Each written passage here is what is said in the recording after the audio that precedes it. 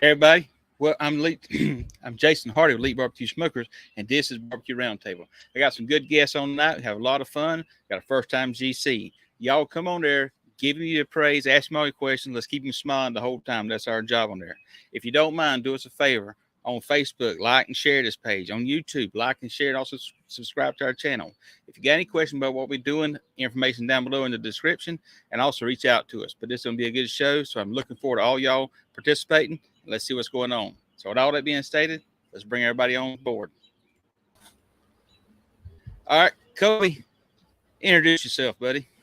All right. My name's Colby Bowers. I'm cook. Our team name's Rollin Kolbz out of Bethlehem, Georgia. Um, been cooking since Lord, started cooking in 2019, backyard side, and just kind of got into wanting to cook a little more with not as many options on the backyard side, and had a little success in the backyard side. So then was like, well, let's just go test the waters a little bit. Then had a little luck in 2020. 21 and 22 was, or 21 and 22 was a little rough on us, and hopefully now in 23 we can turn some things around a little bit. Cool. Awesome. Well, glad to have you on the show here. We're going to have a lot of good things to talk about tonight. Yeah, I appreciate y'all giving me the opportunity. Hey, it's our pleasure. All right, Mr. Justin, co-host on here. Yep. Hey, folks. Justin Holt Brothers Barbecue out of Charlotte. Just to let everybody know, we are in Nashville at a Kkobly campground here. So I am using my phone for a hotspot because the internet's not working out here properly. And so if for whatever reason here I get glitchy and I get kicked off right here, the show's going to continue. Justin will be down there. It's going to be a great show. But with all that being stated, we're going to have a good show. Looking forward to it. So before we get into this weekend with the GC and all that stuff, let's back up and get a backstory. All right. So how did you get the passion for cooking? Not barbecue, just cooking in general. Oh, I mean, I guess I grew up around it. Grandparents cooked all the time. I can remember there was many Sunday lunches, dinners, at grandparents' houses, and just weeknights, hey, come eat, stuff like that, and cooking like that. And then got into, helping, grilling here and there, and then got off to college and, some old junk Walmart grill, just sitting around like, hey, let's make that thing roll, So got into that a little bit, and then, cooking here and there, doing that kind of stuff. And then I met my wife now. When we were in college, and at the time, her father was doing contests and doing some competition barbecue stuff, and he had been doing it since like the early 2000s. And Oh, wow. he'd been doing it a long time, and we were gonna go home one weekend, and she was like, "Man, I'm gonna go home." And I said, "Okay." And she said, I said, "What are you going home for?" And she said, "Well, my dad's cooking in a barbecue contest." Well, at the time, I had no clue what sipping swine was. None of that good stuff. So, and at the time, they were doing big contests in Lawrenceville called Rock and Ribville, and so we went to that. And I was like, "Man, that's pretty cool," And I grew up showing livestock. We raised show pigs and stuff like that, and so. A hobby with a judge, that's our joke. We can't get away from a hobby with a judge, so now we just got 6 of them instead of 1. But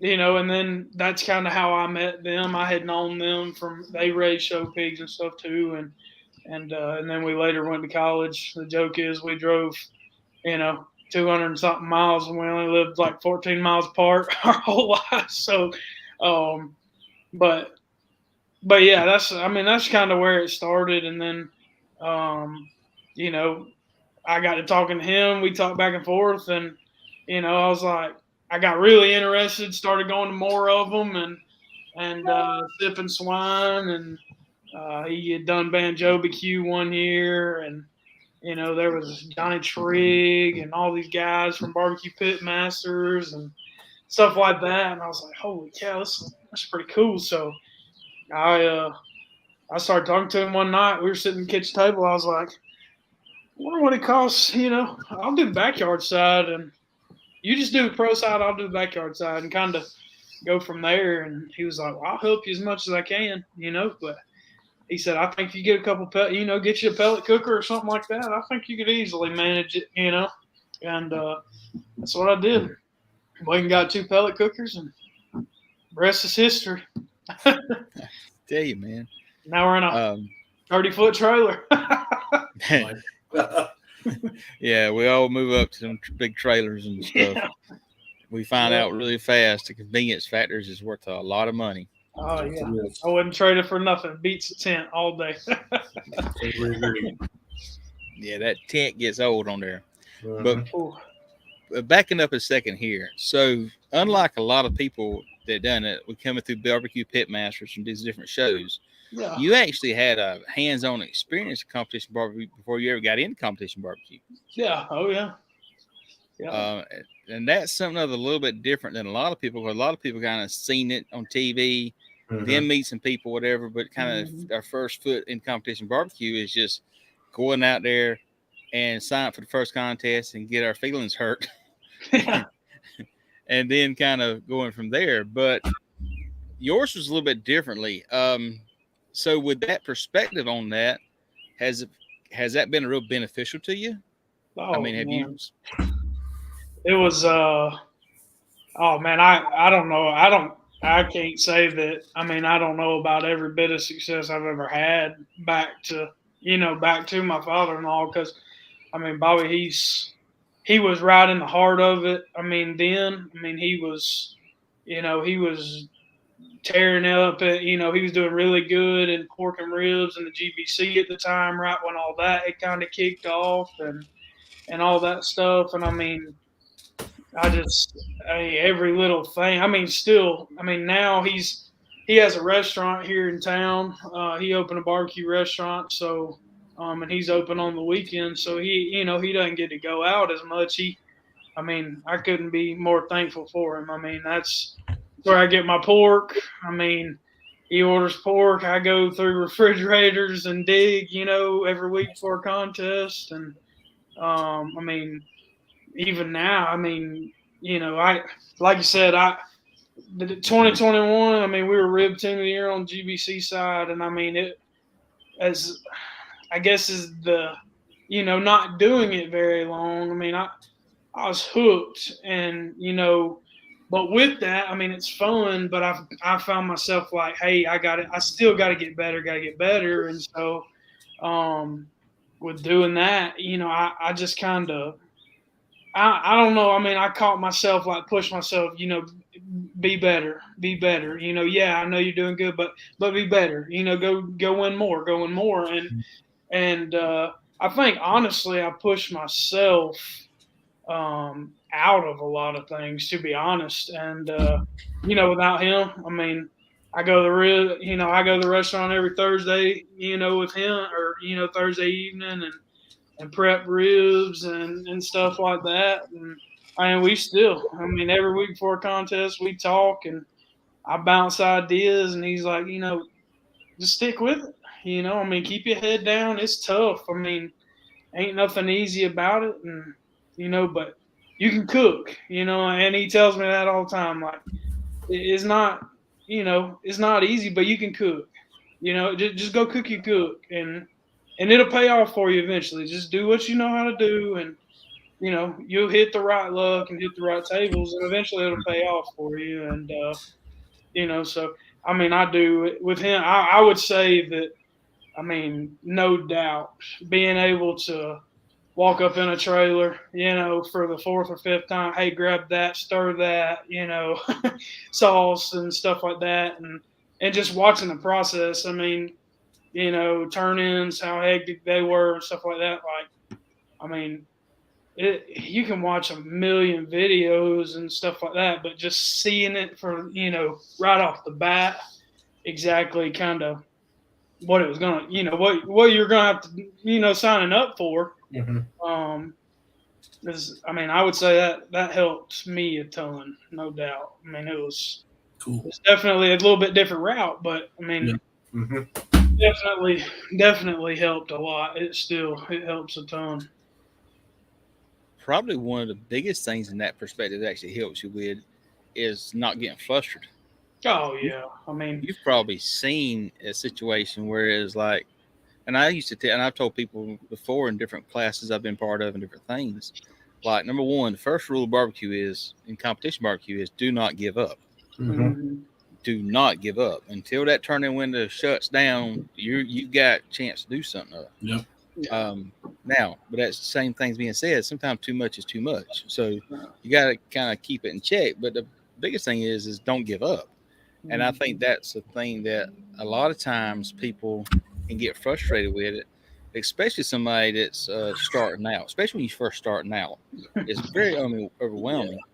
Yeah, And I mean that's what I definitely with that because I mean, like you say, I mean he'd been doing it since 2002, three, somewhere around in there, and I mean, I guess he opened the restaurant in 2018. So I mean it's a good long while to stay out there and and cook these contests and tough and environments and stuff. And I mean he's always told me, you just got to be competition barbecue. One thing, I mean, I've got it in my trailer on a sticker in my trailer, and he always just told me, adapt and overcome.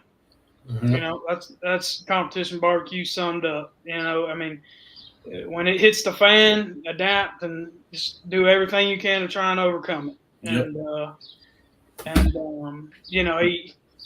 I just every time. I mean, it's crazy, but like the first year I had done the pro side, man, we were in Savannah. I'm going to wrap ribs, cooking on a can. Drop the grate in the fire basket. Ribs on it. Oh no. And I'm like, oh gosh. I'm in there. Oh, let's see if we can pick this, charcoal off of them and stuff. And ended up 180 in ribs. Sweet. That day. So, I mean, it's just stuff like that. I try to tell myself, like, if there's 40 teams there and I make a mistake, that's not. The guy beside me might make 3 mistakes, or the other guy may make 4. And if I can limit myself to 1 or 2, well, I'm not out of it. Yep. So I just try to.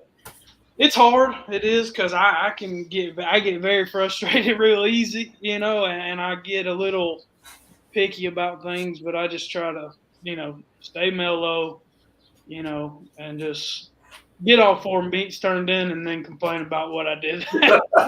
Yeah. Hold it to 135. Yeah. 135, and then the complaints can start. Yeah, I'll raise Cain about my decisions that I made after. So, that's right. Make it move on. Yeah.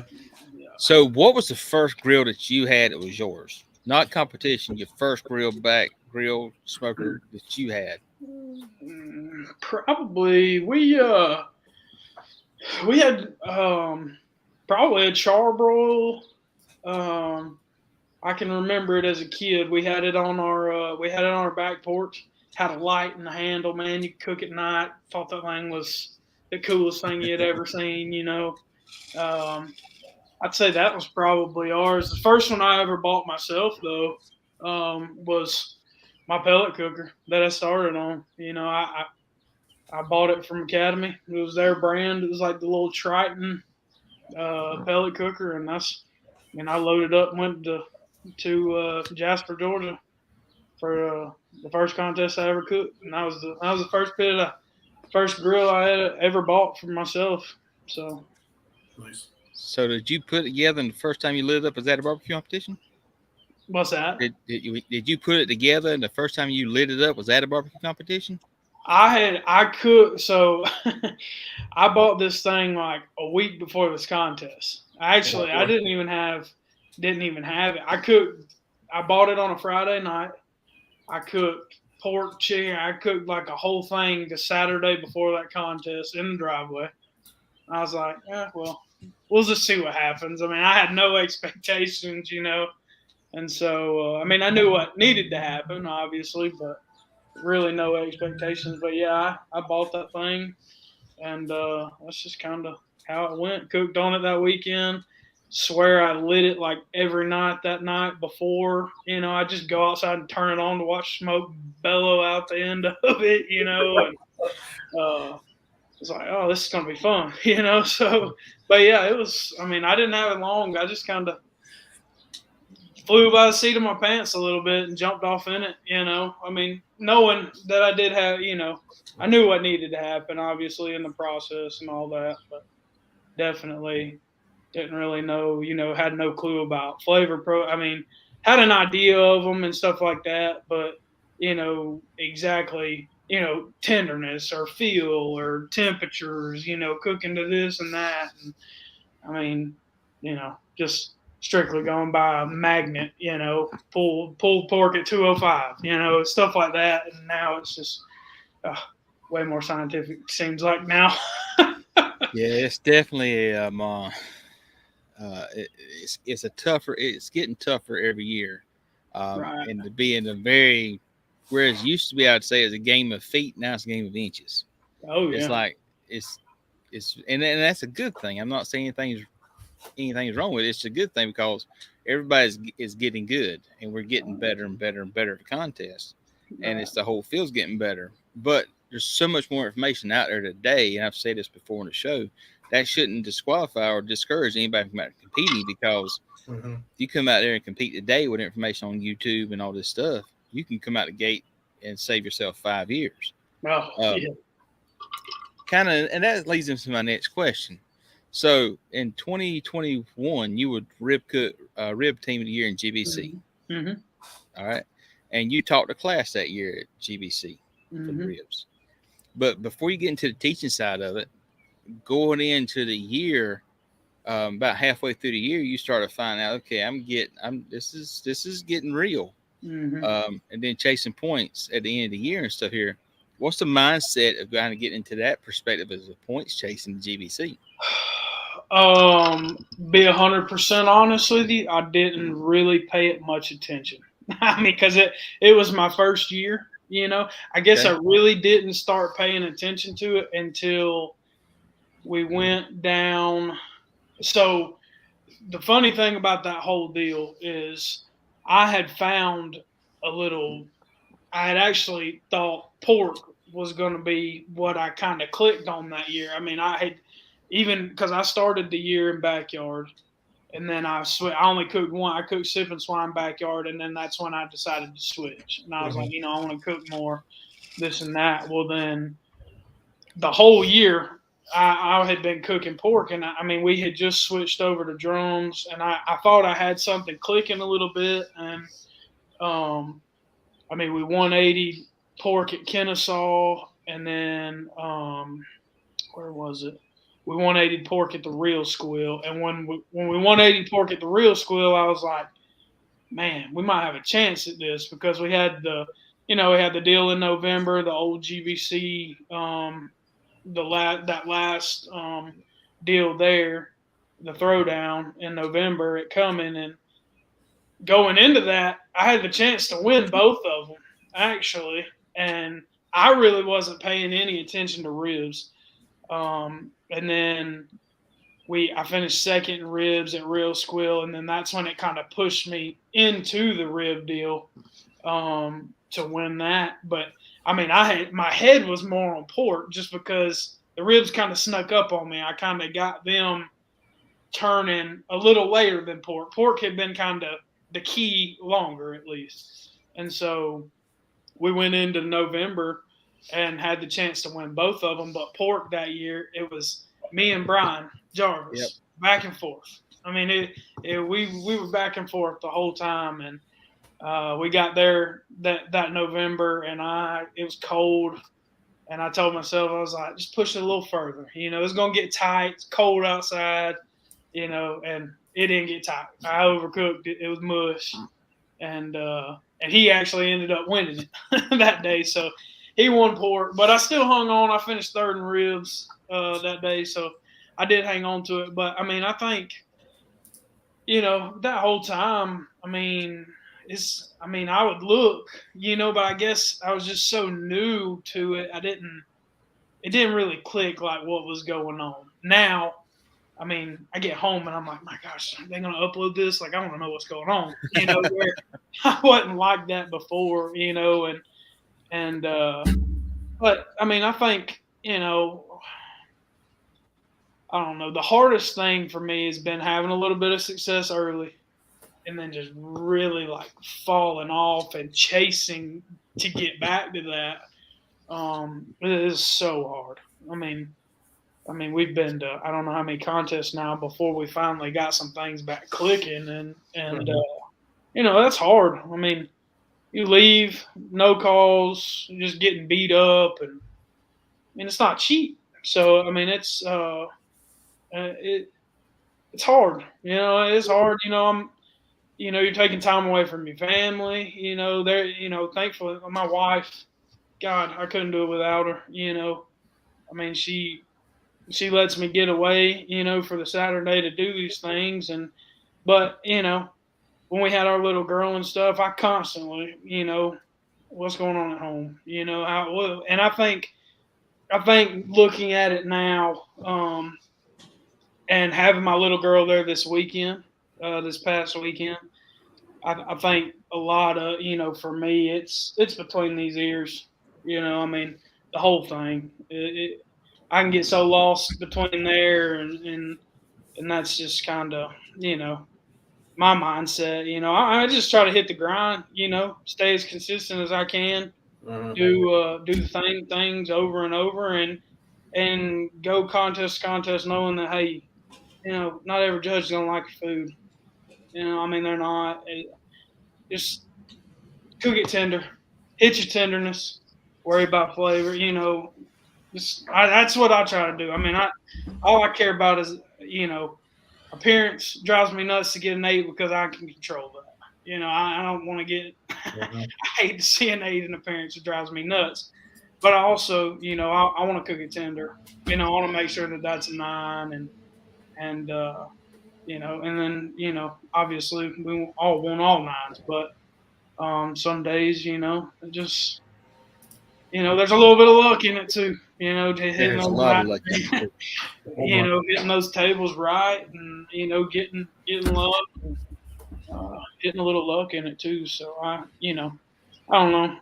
I try to just do what I need to do. Tell myself, do your job, go there, do your job, and if it plays out in your favor, it plays out in your favor. So.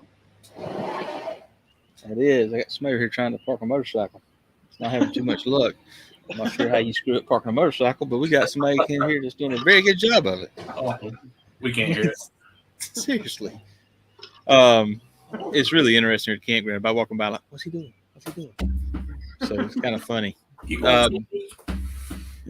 a little bit funny. So you done good though. You won Team of the Year in GBC and ribs, and you taught a class in ribs. From a perspective of teaching a class, we've all and I tell everybody out here going in barbecue, and I don't care if you're doing competition barbecue, you're doing backyard barbecue, if you want to just come out here and just learn to cook or whatever, there's classes out there, and they will make it. They're 10 times the price tag value because there's little things you'll learn. It might be little tricks and stuff here. Just go out there and just take a class, kind of just see from different perspectives. But with that being stated, from a perspective of teaching, how was that as far as teaching a class? What was that like? As a guy that hadn't been cooking long, scary as hell. Because you got 30 people that paid good money to sit there and learn from you, know, and all I'm sitting there thinking is, my God, I hope these don't suck, Last thing I want is somebody to leave a class and go, those are terrible, but, it was scary. I wouldn't say scary. It was just, it was different, it was a lot, it was a little different, like I'm sitting there teaching a class and I got Jason Singletary sitting on the front row writing down notes, and I'm like, oh, what? It's intimidating. You look around that room and you're like, man, these people are listening to me, and but no, I mean it was a blast, I got the question a lot, did you hold back anything or anything? Is that really what you do? I mean, I told myself before I ever did. I mean, yeah, I haven't been cooking that long, but man, you still got to go cook it. I can lay the recipe out there word for word all day long, and it's still got I'm not gonna say that them ribs are gonna taste the same if you cooked them on a pellet grill as they did cooking them on the can or stuff like that. I mean, there's so many little differences. I tried to. All right, but I don't know. It's it was a good time, but it was a little intimidating. Just because you don't. I mean, I just wanted to I wanted to try. I don't just have 6 judges. Now I've got 30. In a class, that are gonna have a lot of friends. Oh, that rib sucked, or that was a really good rib. So. And the other thing about it is it's just really something that you got to keep in mind. It's different cooking 4 racks of ribs for 6 ribs go in the box rather than cooking all these ribs for 30 people out there to eat them. Yeah, that's exactly right. That's a big difference in there. You cook 24 ribs, I want 6 good ones. Mm-hmm. For me to make that quota work, I'd have to cook 100 ribs, and that just ain't gonna happen. So I mean, that is something else to always keep in mind too. Yeah, that's right. That's right. And I mean, it was a good class. I love that class. I was gone this past year, and I didn't get to. I mean, I wanted to take it, and I just didn't get to because we had some stuff come up that weekend. But I mean, it's just that was a good deal. I mean, teaching it with Brian and learning from those guys just as much. I mean, and Sean with Angry Jack taught it with us that year, and Mark Weatherall, he did chicken, and it was a good time. I mean, I loved it. So I bet so. It was a good time for sure. And now, I mean, I do. I always, I just tell myself like, I want to teach that class again. So I mean, I try to use it as a little bit of motivation to get there. So we got a question here. What are the key things to emphasize when teaching? I keep getting asked about a chicken class, and I have only taken one class from Mike Buffet, Apocalypse Now. It's a good class to take. The key thing I'd say to emphasize on that is that the king of barbecue is tenderness. Tenderness is king. And so we can show flavor profiles and everything else like that. But if you can focus on one thing to teach, and actually I'll say this, if you can focus on how to teach tenderness with chicken, let me know your class and I'll sign up. Because that's the one thing I just go by temperature. But from all the other things, I'd say that tenderness is key in there. So when you're doing that, I would reemphasize that. Always focus on tenderness. The flavor profiles, you want to kind of be a balanced flavor profile. But I would say kind of focus on the tenderness. What y'all think about that? I'd agree. Yeah, I mean, tenderness wins you a contest. I mean, yeah, there's other parts, but I mean, as far as KCBS, I mean, and really about anything, I mean, if it's not tender, I mean, I'm not gonna lie. I try to, like, when I think about a rib, when I talk to class, I mean, kind of like Jason just said right there, keep it in the middle of the road. Don't get too, my thing was, I tried to push, like, I don't want to offend a judge, like when they pick it up, they bite it or whatever it be, chicken, pork, brisket, rib. I want them to pick it up and go, looks good, tastes good, it's tender, move on. 999 to the next one. I just instant nines is, and tender. I mean, I don't know. I just, that's just the way, I kind of think about it, and how that food tastes cold matters.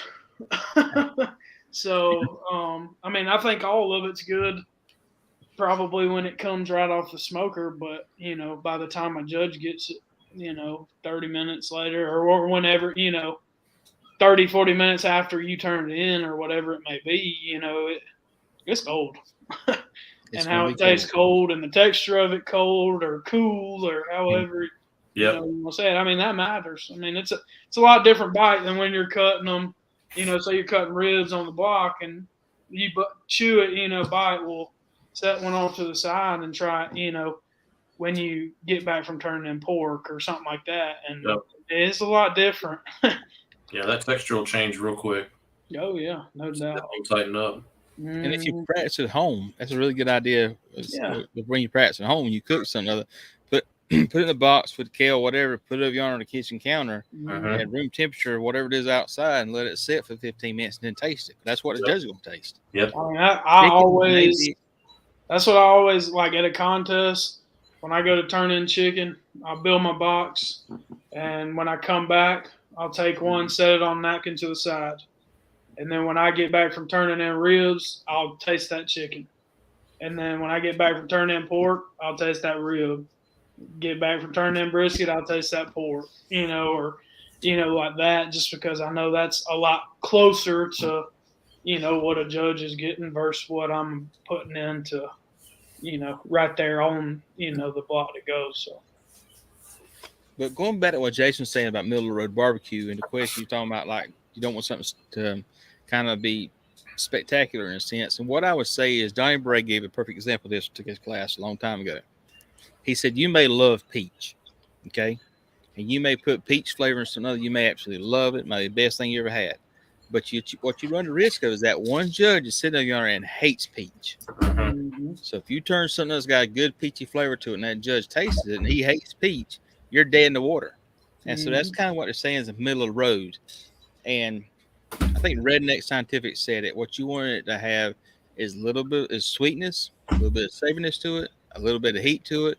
And you put it down, it's gone. You want to have it balanced. It was smoke, salt, sweet, heat. You want to have them kind of hit in a row, and then when you put it down, it's gone. And so that was a good way to explain that with that.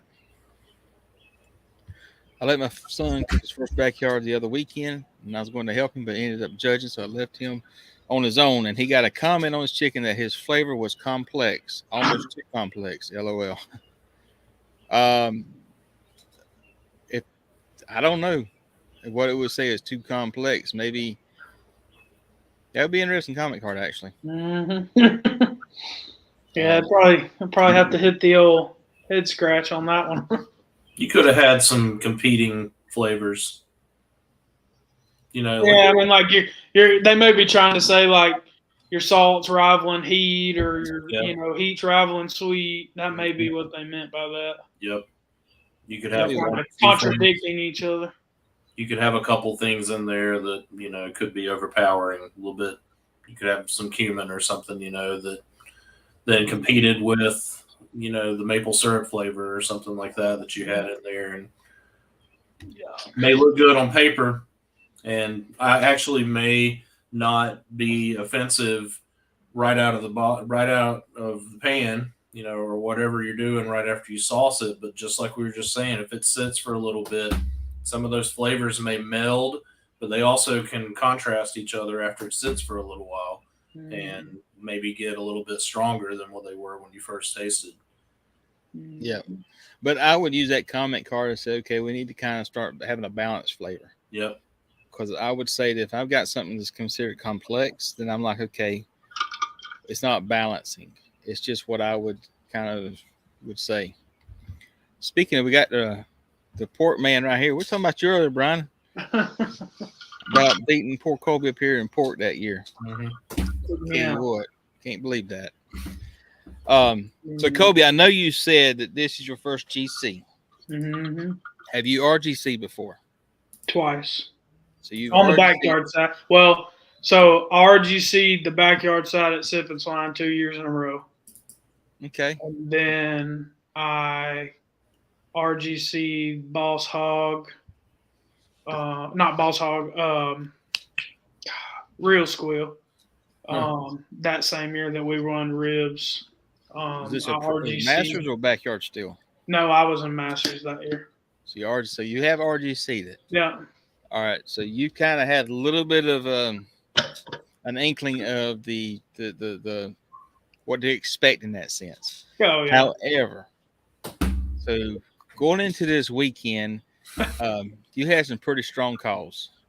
Right. So what was your what run down your calls right here that you had? Well, so chicken, total mind blowing. And I've actually got a comment card that actually I wish I would have got it out. I had it earlier. I was looking at it, but I had my buddy Sean with Angry Jack was there, and I passed him when we were coming. Had turned in. He turned around in front of me. He come out. He's like, "Good." And I said, "Man, first time since 2019, like I just turned in chicken there, and I don't know if the skin's gonna bite through." Oh. And he said, "No."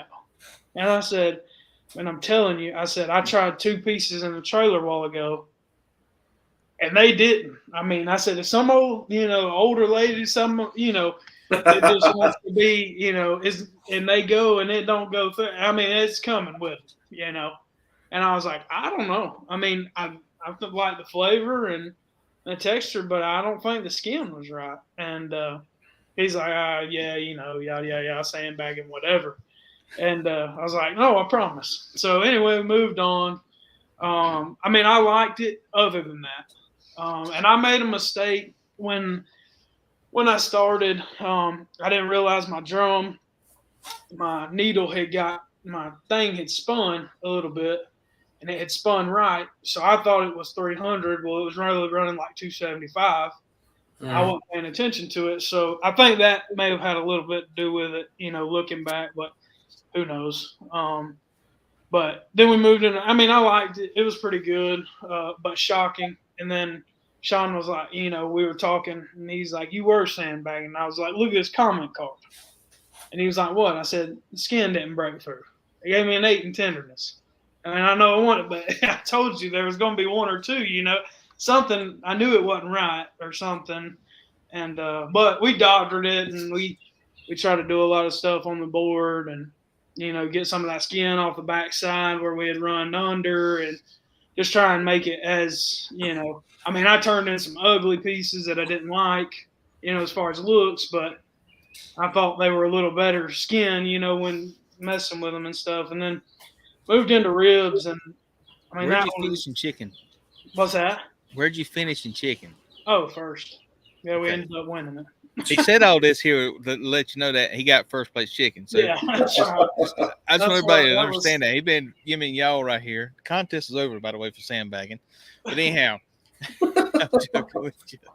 All right, so you got first place chicken. So now go to ribs. So then ribs. I mean, I'll be honest with you, it's crapshoot to me, because I've been trying like so many different things. I mean, I say trying different things, but just like tweaking different things. I mean, I never really got away from the recipe that got me there, but I was just trying to tweak things. That year that I won ribs, I never injected. I mean, I never touched or never cooked a contest injecting them. And then something in my head the next year said, "You got to inject these. Everybody else is doing it. You're getting beat up. You got to inject them." Well, I didn't inject them Saturday and got back in there. Ended up finishing third. Nice. So just little bitty things, that I've went a whole year not paying attention. Just not looking at notes. But then moved into pork and changed that up a little bit. I had actually been cooking the same exact pork recipe since 2019. Refused to change it. Stubborn. I was like, I know it can score. Know it can win. Just keep doing your thing. Find your tenderness. It'll all take care of itself. Never took care of itself. So we went into a weekend. I told my dad, I was like, it's changing. I can't do it anymore. It's driving me nuts. And so tweaked the rub. Tweaked the injection a little bit, and ended up finishing 5th. I thought it was pretty good. That's what I thought that was the best box I turned in. all weekend. I mean, I thought that was my favorite one that I turned in. And then I went into brisket, and I love the flavor of it. When I got it on the board, I thought it was pushing over a little, but I said, well, I think it'll tighten up a little bit. It should tighten up. I mean, it wasn't like scary over, but tried it, did some stuff on the board. Didn't really even do much. I mean, just cut it, got it in some au jus, and tried it, and I was like, man, I like that. So I just rolled with it, and it ended up being 13th, but I was scared to death because I'd been in that spot before where the first 3 had got me there, and then I bombed brisket in Calhoun 2 years ago, and it took me out of it completely. I mean, like not even close. And so the whole time I'm sitting there at Boss, and I'm like, this brisket, I swear, if it takes me out of this thing, I'm not going to be happy, And I knew that there was a couple other. I mean, I knew Jason had some good calls, and Mad Dog had some good calls. I mean, there's quite a few people lingering around in there, so I was like, I don't know. I didn't know, and but man, it was So a they good called. experience. So they called the chicken that we got 10th chicken, Mhm. and then we got 9th and ribs, Mhm. and we got 9th and ribs, won our table, and then excuse me, back up in here. We got 10th place, 9th place in chicken, and then they didn't call us in ribs top 10, but then they called Wild Child's. They had to go back at the 14th place. We won our table, got 14th place in ribs. And so I'm like, okay, we got one call, but we had 14th place. So I'm like, okay, not bad. And then they got us 10th place in pork. And so we basically had 2 calls right here. And then they caught me for, I think it was 3rd place brisket Mhm. with a pretty strong scoring brisket. And so we were sitting there at the end of it. And Derek called when they started getting into it. I told Michelle, so I think we're in top 10. I mean, because we're the only person out there that had 3 calls plus 14th calls. And I'm like, I think we're in top 10. They said going down the list right here. And when they called Kerry, I'm like, wow, this might get real. And then they got me, and then they got you in there for reserve. But like you said, going there at the end of it, and you didn't know what's going on with brisket, that's nerve-wracking as crap. Oh yeah, I mean, I had no clue. I mean, this year I made it a point. I mean, I told myself like, Kolby, you got to dial this brisket in, and you ain't got to get it. I mean, just be better. Get inside of that 173, 4, 5, and like get yourself manageable in the category to where it doesn't take you out. That's what I've tried to tell myself doing it this time. And it just, so I'm sitting there just on the edge, I guess, like any other, person that's never won one and has the chance to. I don't know. It's scary. So we done what you done in Lawrence a couple years back and had some 3 top 5 calls. I think it was the first and the second or third, and we ended up killing brisket. And we were out of the game. But when they called me, you had to know right then that it was yours. Yeah. I mean, I didn't know. I mean, I've never been in those shoes. I don't win, 3 contests a month or anything like that. So, I mean, the one that I was, I knew Mad Dog he was right on my heels with some of those calls, So I didn't know exactly, what was going on. And I was like, well, if I blew it in brisket or something, I mean, I would hope that I still would have been, 7, 8, 9, 10, but you never know. I mean, it could have got. I mean, I could have finished second from the bottom of the page and brisket 39th, 40th for or something. I don't know. I mean, every bad thing's going through my head, right there. So, but no, it was a good feeling for sure. Hopefully, Good we make field. it happen a few more times. And to win your first GC, Boss-Hog is probably would rank up there as one of the top contests to win your first GC. Yeah, for sure. It was a Because blast. they make a show out of it. Yeah, and I mean, their staff from the time you pull in, I mean, it's second to none. I mean, they've got it. They just do a heck of a job. It's well run. I mean, you don't ever need anything. I mean, the people there are awesome, and it's a good atmosphere. So yeah, I enjoyed that contest. We got to go last year for the first time, and I told Dad we didn't do too hot. I mean, we did okay, and middle of the road. And I told Dad, I said, man, I like this contest. It's pretty cool, cool environment and stuff like that. So we jumped on to get back down there this time. Sure glad we did. I bet so. So, by the way, for all the organizers watching this, one of the questions I always get asked is, how can you grow a contest? What can you do to grow a contest? Mm-hmm. So what I would say is that, and y'all have heard me say Greenwood's is one of the top contests East Coast, and I still believe it is. Boss-Hog is one of the top contests. And one of the reasons I say that is when you win that GC, you get to ride in a Cadillac, it's a Lincoln, whatever it is, but you're riding in a red convertible. You get to ride around that place. They showboat the whole ball game. You win the contest, it's a big deal. Mm-hmm. We done it two years ago, whatever, 2 or 3 years ago.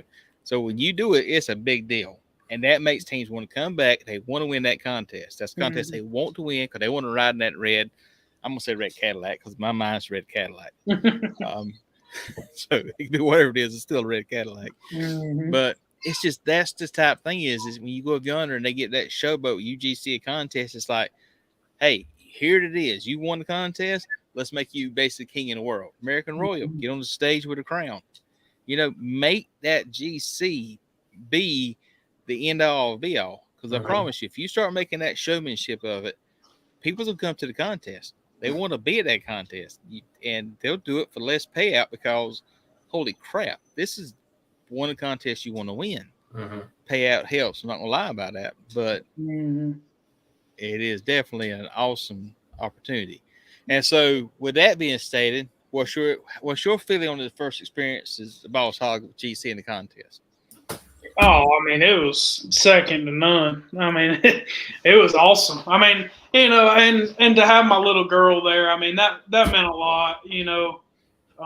She was there with us all weekend. It was just me, her, and Dad, and to getting to take her, get to take her for the ride in the car was, it was a good time. I mean, it was definitely something. In the barbecue journey, it's definitely something I'll always remember, and cherish for a long, long time. And I'll say this about your riding that red Cadillac. It's probably better than a lot of people. You had the people from Boss-Hog in there with you. Yeah. Cool. You had them in there with you riding, holding your little girl, holding the trophy. So yeah, that was awesome. Good. That was awesome. So I mean, that was a heck of a good contest to cook. Sorry, my phone's now trying to do stupid stuff. This is interesting campground. By the way, anybody ever comes here, Nashville, Kkobly Campground is a great campground. Just make sure Wi-Fi's working when you come. And not working tonight. At least you're in the city. You're pretty close to the city, so you got to get probably good signal. Yeah, we're running 5G right here off my phone. Not out in the sticks. No, that would be a little more challenging on that. Yeah, not a good way to stream. Yeah. So where are you cooking at next, Kolby? We're gonna go to the Honeybee Festival there in Lafayette up there. Yeah, Lafayette up there, just outside of Rome. So we've never done that one before. We were gonna do it last year and had something come up, and we decided not to. So we ended up. I said, "Heck, we're gonna do it this year." So we'll go to that one, and then we tried to get into Festival of Discovery, but we were a little late. And but now I think my buddy Derek, Sweet Dixie Barbecue, he had a spot, but I think he's had something come up, and so maybe we may try and see if they'll let me in at his spot or something like that. So, but I don't know. I like that contest. Me and him actually cooked that contest last year together. So, wasn't a GBC event. We just we were like, hey, let's go have a little fun, see what we can do, and so we kind of teamed up and cooked that deal. And it's not too far from our house. I mean, it's about an hour and a half, 2 hours, just over the line there. So nice. So do you mostly stick into the Georgia contest? What's that? You mostly do just Georgia contests? Yeah, I mean we've went here and there. We've been to Gadsden a couple times and done that contest out there, and just I mean I don't know. I guess for me, like, I want to get there. I want to be able to get out there and go, and like Sevierville, I completely missed that one because we had talked about doing it, a couple years back, and I just completely forgot about it. But I grew up going there, on vacation, stuff like that, and so we definitely want to get to that one. I mean, that one wouldn't be too far and stuff, but I don't know. I guess for me, like, I want to hone in. I mean, my job. I mean, I work in the chicken and poultry business and stuff like that. So it's I don't know how I'm usually getting there late on Friday and stuff like that. So if I have to go, too terribly far, well, then it kind of stretches me out a little bit and stuff like that. So it's just, one of those things. But I'm definitely open to about anything. Really, I mean, I like to cook. Like you say, that's why we got over here on the master side because there's just very few backyards. And if you do want to cook a bunch of them, you got to travel. So you might as well just travel cooking the pro side.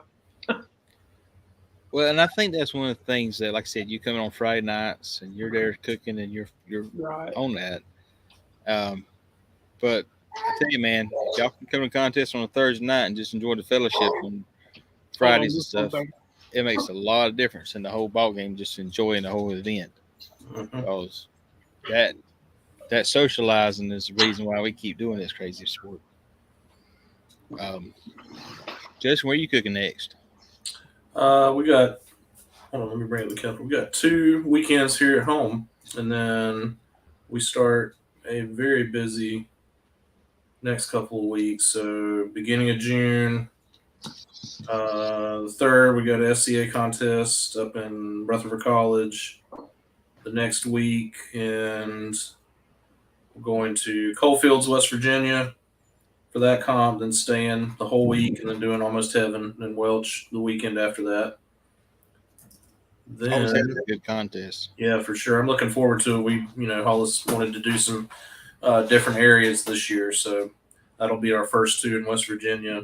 In July, we've got the same thing where we're doing 2 weekends in a row and staying in Virginia, for 2 contests. And then let's see, we got another SCA contest at the end of the month. So that's 4 weekends in a row. Busy times. Man. Yep. That's cool. But looking forward to all of those. Well, and Carrie just told me no service in Welch either, so we'll have to see if I get to do live stream that week. Maybe we'll drive it to Pittsburgh or something that day to do the stream that night. Yeah, I think it keeps forgetting how close that place is to that Pittsburgh and big cities. But man, we went to Welch, West Virginia. I'll tell you, that's an up and down part of the country. Not Welch. We went to Almost Heaven. That's some hilly part of the country out there. Yep. I'm not looking forward to the tow up there, but should be able to handle it. No worries. So next weekend is my first weekend off in 13 weeks. God, the man.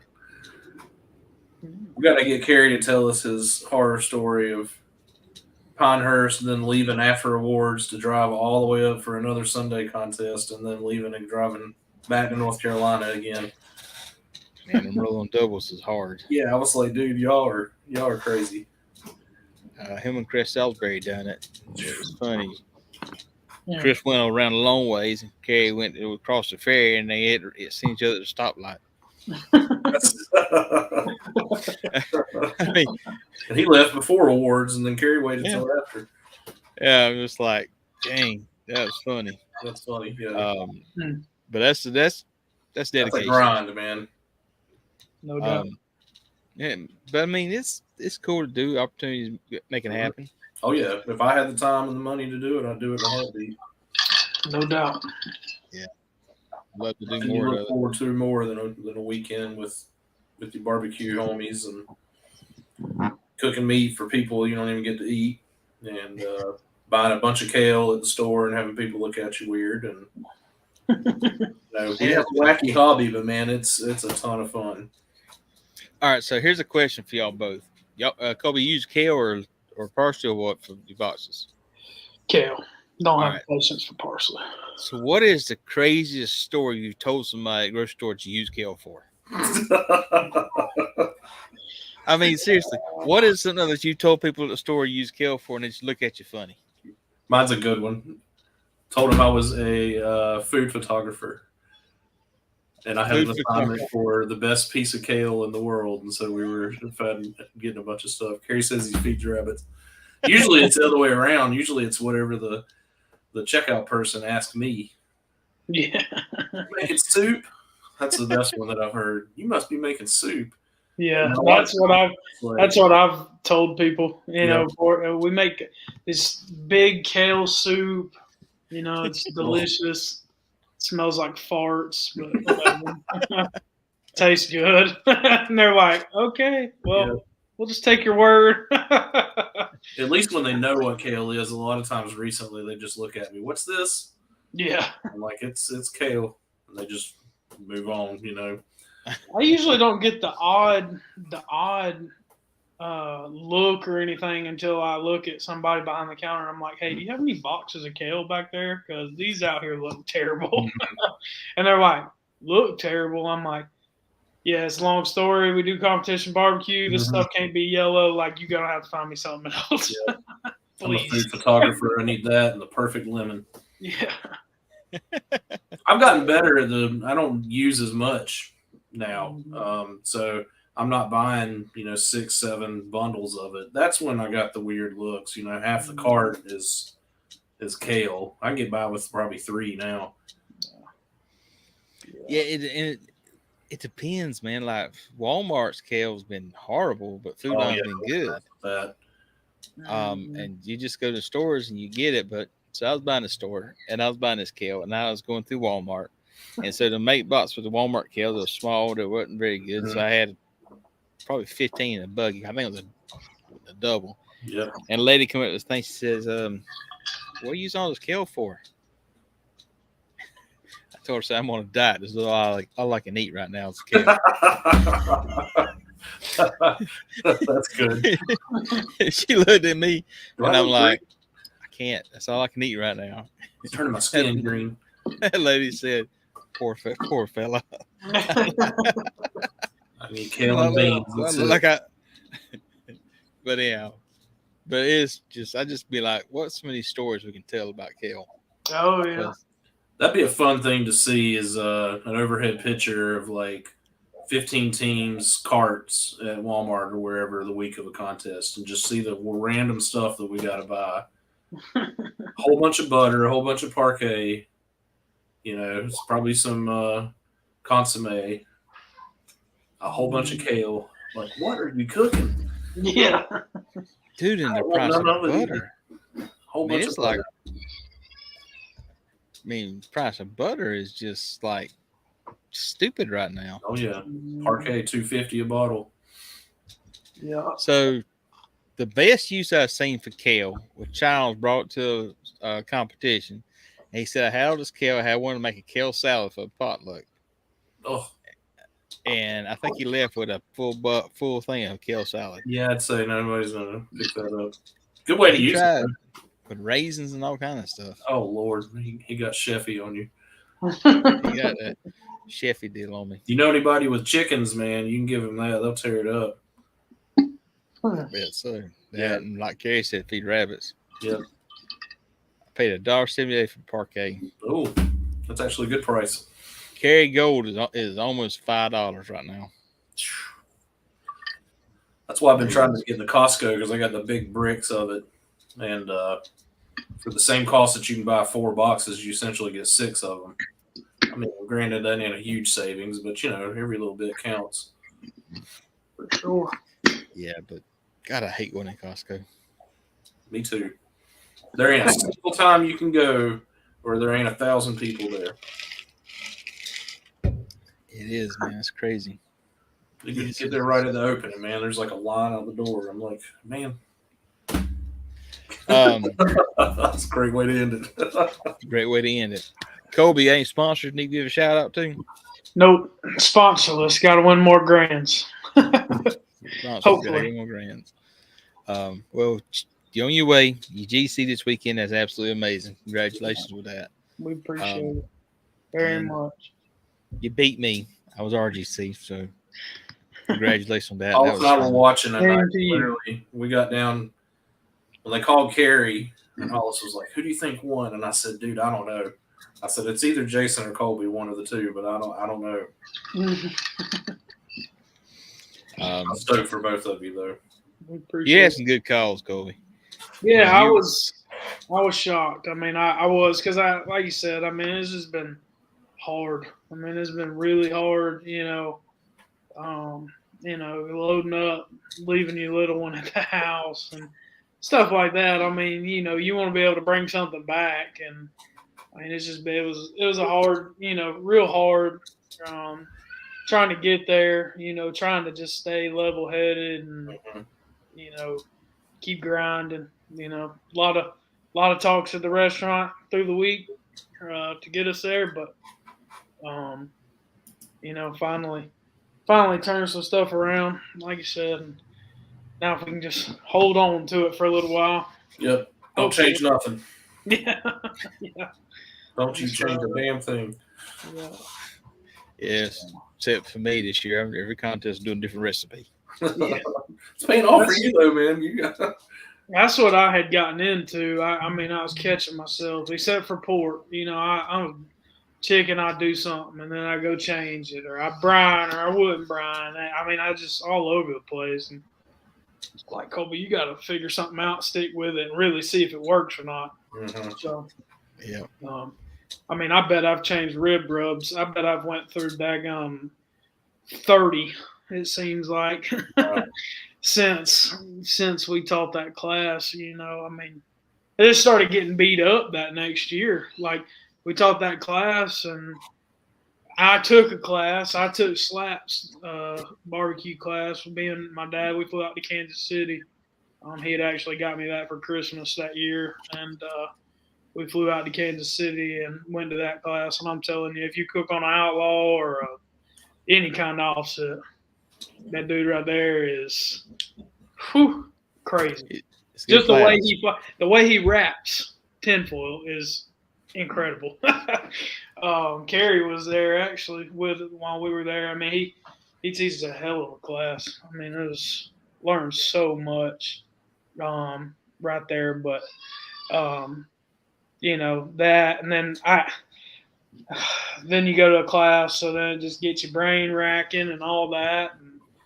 And, sometimes, I don't know, I found like sometimes I pick up things that do help, but then sometimes I let things get in my head. They don't need to be there too. Just trust your process and tweak what you think you need to tweak. But, that was a good class, and, just chased it hard and kept getting beat up a little bit. I'm like, dang, man, what am I doing different here? And I think ours was a lot of tenderness issue, for sure. That was kind of the trend we had saw, and then didn't really catch it in time, so then started messing with flavor, and then it just stayed a big revolving door, of, well, this is wrong, now this is wrong, and this is right, but this is not, and it just finally got it honed in a little bit. So hopefully we can hang in there a little bit. You can be your own worst enemy, man. Yeah, so bad. That's the worst person to get in your head, yourself. Oh, no doubt. And that's one thing that we've been playing with this year and we've learned is that focus on tenderness. Yeah. Oh yeah. And that's one reason why we done this, because we wanted to go out there and I wanted to see, is the flavors going to be that important, or do I need to is tenderness going to win the game? Mm-hmm. And I mean, we have done 3 contests so far with 3 different recipes, and all 3 contests we've done pretty decent. I mean, I think 2 of them been top 10. RGC this contest, and I don't remember if I was top 10 the first one or not, but it's been something that's been consistent. That's what we got to do. Well, I don't know. there's Am so I many- frozen or are y'all frozen on it? I think I am. Maybe no. No, you're all good. I can see you moving. Yeah. Okay. On my side, it seems like everybody's frozen, but again, my connection might be what it is. But anyhow, so this weekend we're gonna be heading over there to Sevierville at the what's it called, Blooming Festival contest here in Sevierville. So if y'all come out there and look for us, you'll see the Voltage Trailer contest, Elite Barbecue Smokers. Come out there, let me meet and greet you. Love to talk to you out there. Just remember this: between about 10 o'clock and about 1:30, I'm in the middle of kind of turning competition, so just kind of be courteous. After that, come by. I'll let you taste all the barbecue your heart desires to taste that we got. Take it all. Take it all, cook it. But I mean, just come. Uh-oh. Oh no! Oh, he almost made it. Come on back. Now, for real, if you're out there, Jason gives away free barbecue samples from 12 o'clock to 1:30. Just knock on his door, stand in the way, all of that. Where'd you say you said you're cooking next in 2 weeks? Yeah, it'll be the first weekend in June there at the Honeybee Festival up in Lafayette, up in the mountains there. So, you got a busy summer? No, we'll take it easy a little bit through the summer. We'll probably go there, and then, like you say, we're going to try and possibly get into Festival Discovery there. Cool. Just like you say, I mean, it's close. It's not that far. That's a fun contest. And I love that contest. I mean, we did it last year, and it was fun. So we'll Well, try and get Jason there. don't take my spot. I've got a spot, but we can't go. But I'm still paying for it because it's literally right at it's right in front of the street that walks down to turn in. Right. I'll die and I'll put it in my will, take some of my proceeds and pay for that spot every single year after my death. So we'll talk to Jason. If it don't work out, then you can grab my spot. Right. Yeah, and then we're gonna go to Kennesaw. We've always done that one. Is that Pigs and Peaches? Yeah, Pigs and Peaches. Yeah. The 17,000-mile walk. But it is.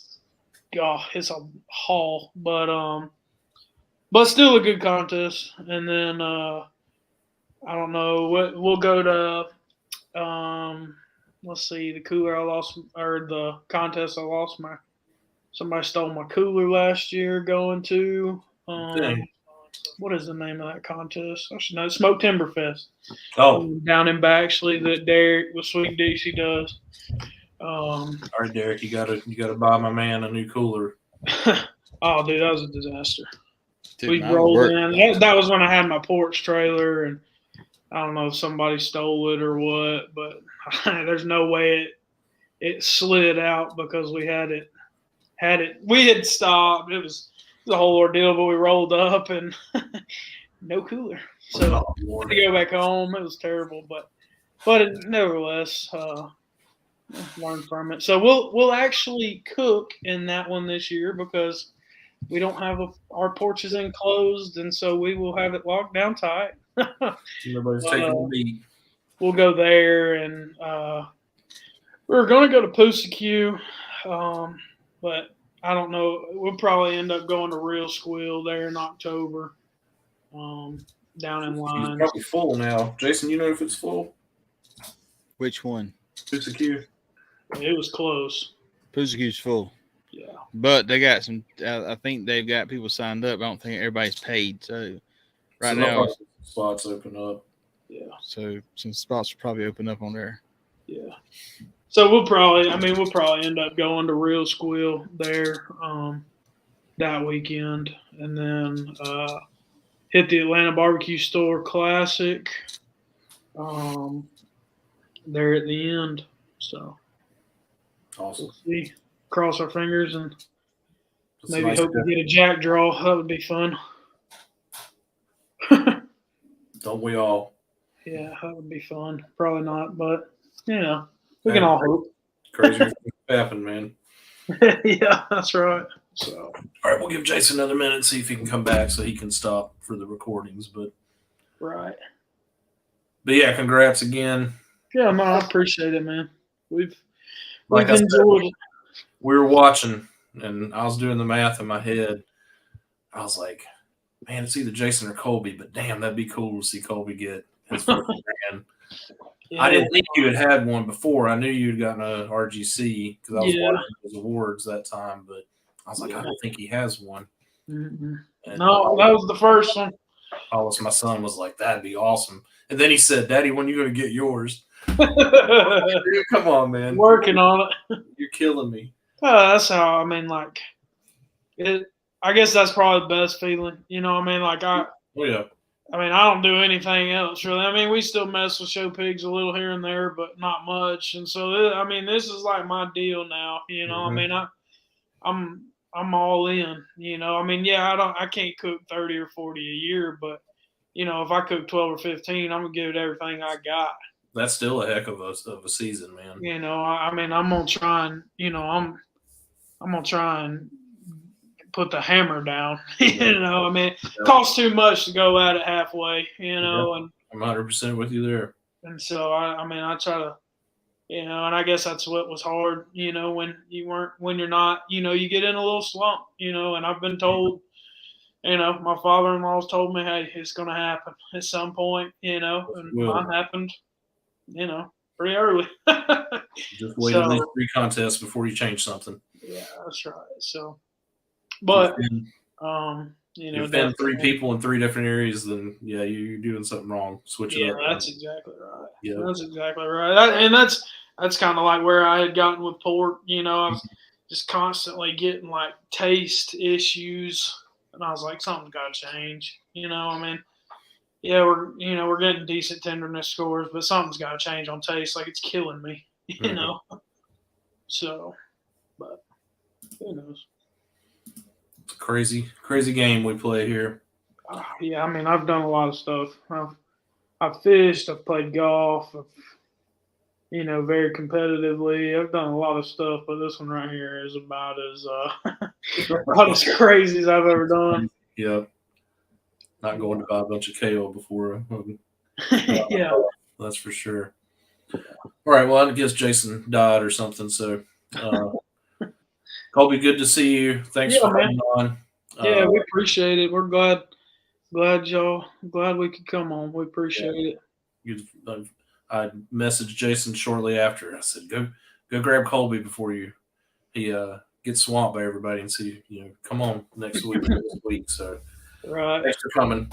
Yeah, no, we appreciate it. I don't know if it's going to cut us both off, but if it does, you can drop off. But it should have recorded just fine. Folks, good to see everybody this week. Thanks for all your comments. And as long as Jason didn't just get killed by the motorcycle guy at his campground, we'll be on next week with another awesome guest. Peace out. Appreciate it. Bye.